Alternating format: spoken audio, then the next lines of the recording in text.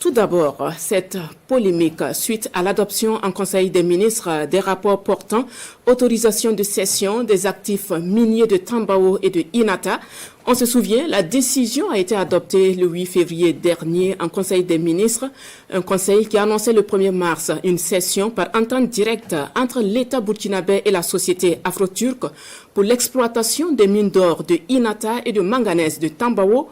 Une équipe de la RTB a échangé avec le ministre en charge des mines et des carrières qui justifie cette décision du gouvernement par la volonté d'assécher les sources de financement du terrorisme tout en créant des ressources à même de financer des projets structurants. Urbain Benito Sommet, Estelle Judith Assogba et Jérôme Tendano. L'annonce de la cession par entente directe à la société afro-turque pour l'exploitation des mines d'or d'Inata et de manganèse de Tambao a suscité bien des commentaires sur les réseaux sociaux et autres espaces publics. Le ministre en charge des mines tient ici à rassurer les Burkinabés. Cette proposition du Conseil des ministres du 1er mars dernier prend bien en compte les appréhensions objectives des fils de la nation et surtout respecte la législation en vigueur. Simon-Pierre Boussim évoque entre autres l'alinéa 2 de l'article 14 du Code minier ainsi que l'article 1er du décret portant gestion des titres miniers.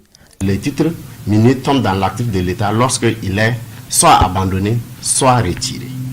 Et quand vous remontez avec donc ces deux actifs dont nous parlons aujourd'hui, les titres miniers, donc c'est-à-dire le permis de Inata et le permis de Tambao ont été retirés, ils sont tombés dans les actifs de l'État et l'État a en droit de disposer.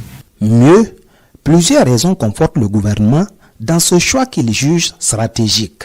Les deux mines citées comptabilisent plus de 5 ans d'inactivité. Nous ne pouvons pas non plus confirmer que ces mines ne sont pas aujourd'hui exploitées par des ennemis de la nation qui se renforcent en termes de ressources pour venir attaquer nos forces de défense et de sécurité. Troisièmement, le gouvernement, en cédant les actifs de ces deux mines à des repreneurs qui disposent d'une certaine capacité, bénéficie de l'assurance que ces mines vont reprendre du service. Et de ce fait, la société qui les prend va s'impliquer dans la sécurisation de ces zones. Et mieux, il faudrait aussi dire que la cession s'est faite dans une condition qui permet à l'État d'acquérir des moyens stratégiques de surveillance et de combat. Outre la sécurité, la reprise des deux mines constitue également une source d'entrée de devises pour le Burkina, conformément aux dispositions du Code minier. Lorsqu'elles vont être rentrées en exploitation, vont payer les royalties, vont payer les taxes et les dépenses, vont payer les dividendes. Donc tout ce que l'État, en réalité, prévoit, la réglementation prévoit, ces mines vont donc respecter toutes ces dispositions. Surtout au niveau donc de Tambao, il y a des infrastructures critiques qu'on doit donc construire pour pouvoir exploiter la mine. Certaines allégations sont de nature à émettre des doutes sur l'affiliation de l'entreprise cessionnaire. Pour le ministre Boussim, Afro-Turc est bien connu des autorités burkinabées. C'est une société de droit turc qui est donc inscrite au RCCM Istanbul, que j'ai le numéro, sous le numéro 42 13 97 5.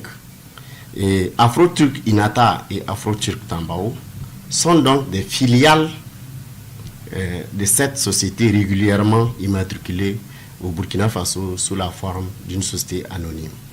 Donc elle présente des garanties nécessaires pour mener à bon port le partenariat au demeurant. Il faudrait dire donc que les capacités techniques et financières sont des éléments qui font aussi l'objet du processus d'octroi du titre minier. Donc la Commission nationale des mines va statuer sur ces questions et donc va aviser.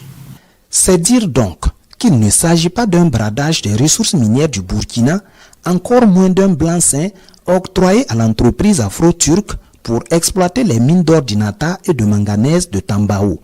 Le ministre Simon-Pierre Boussim appelle d'ailleurs les Burkinabés à marquer un intérêt particulier pour ces projets en y prenant des parts d'actifs.